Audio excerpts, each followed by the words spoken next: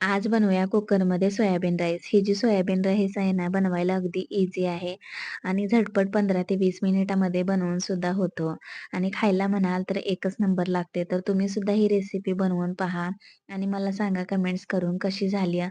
जर माझ्या रेसिपीज तुम्हाला आवडत असतील तर लाईक करा, शेअर करा आणि चॅनलला नक्की सबस्क्राईब करा. तर सोयाबीन राईस बनवण्यासाठी गॅसवरती कुकर ठेवलेला आहे. त्यामध्ये लागेल तेवढं तेल टाकलेलं आहे.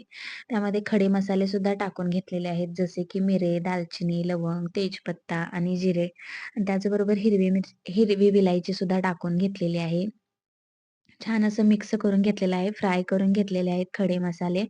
त्याचबरोबर आपल्याला इथे उभा कट केलेला कांदा सुद्धा टाकायचा आहे. तो सुद्धा कांदा अगदी 2 ते 3 मिनिटभर परतून घेतलेला आहे, अगदी मऊ होईपर्यंत. लगेचच त्यामध्ये मी टोमॅटो सुद्धा टाकून घेतलेला आहे. अगदी 2 टोमॅटो इथे मी वापरलेले आहेत. त्याचबरोबर इथे आलं लसूणची पेस्ट सुद्धा टाकून घेतलेली आहे. छान असं मिक्स केलेलं आहे. यानंतर यामध्ये जाणार आहे 3 ते 4 हिरव्या मिरच्या काप करून टाकलेल्या आहेत. छान असं मिक्स सुद्धा करून घेतलेले आहे.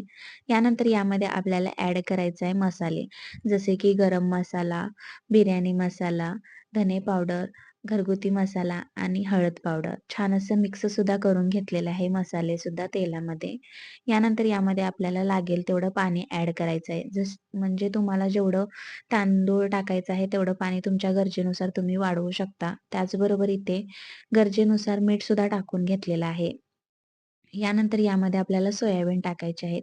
हे सोयाबीन मी भिजवून घेतलेले आहेत गरम पाण्यामध्ये.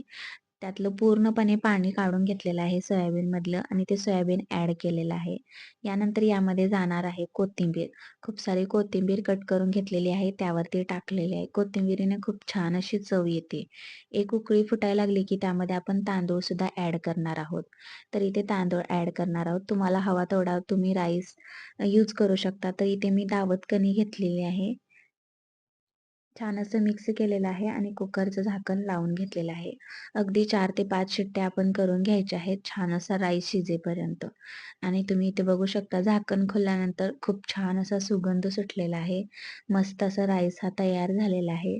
अगदी खावा-खावासा वाटणारा हा राईस तयार आहे आपला. तुम्हाला कशी वाटली ही रेसिपी नक्की कमेंट्स करून सांगा आणि तुम्ही सुद्धा हा राईस नक्की बनवून पहा.